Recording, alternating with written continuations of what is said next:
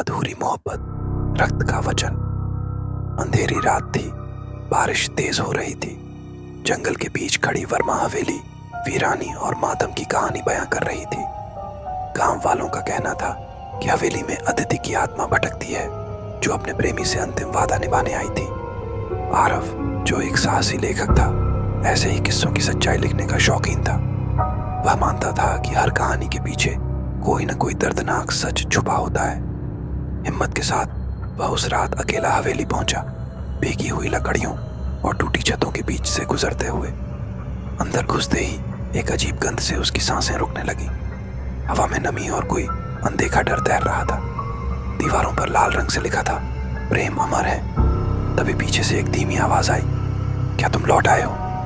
आरव पलटा। सामने वही लड़की थी, अदिति। सफेद भूतिया कपड़ों में, बाल गीले और उलझे हुए, चेहरा सफेद लेकिन आंखें गहरे काले। अदिति ने उसे ऐसे देखा जैसे सालों से उसी का इंतजार कर रही हो।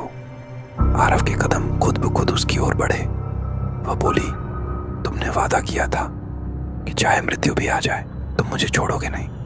तुमने मेरा खून लेकर कसम खाई थी। आरव को झटका लगा। उसे तो अदिति के बारे में कुछ नहीं पता था, लेकिन जैसे किसी अदृश्य ताकत ने उसकी यादों को छू लिया। उसे पिछले जन्म की झलकियां दिखने लगी, जहां वह और अदिति एक दूसरे से बेइंतहा मोहब्बत करते थे, पर समाज ने उनकी प्रेम कहानी को खून से खत्म कर दिया था। अदिति की आत्मा ने धीरे धीरे आरव का हाथ थामा। उसकी उंगलियों से खून टपक रहा था। अब तुम्हें वादा निभाना होगा। अदिति की आवाज में कंपी थी। हवेली के बीचों बीच एक पुराना खून से सना कमरा था, जहां एक टूटा हुआ सिंदूर का डिब्बा पड़ा था। अदिति ने सिंदूर उठाया और आरव के माथे पर लगाया। सिंदूर के साथ साथ खून भी बह निकला। अब आरव आधा जीवित था, आधा मृत। उसकी आंखों में अदिति का प्यार भर चुका था, लेकिन उसकी धड़कन रुकने लगी थी।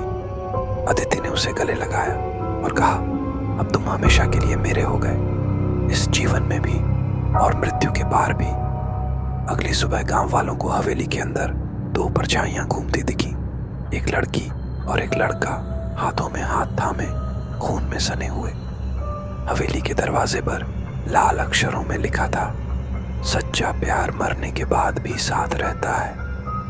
अब वर्मा हवेली में मोहब्बत भी है और मौत भी।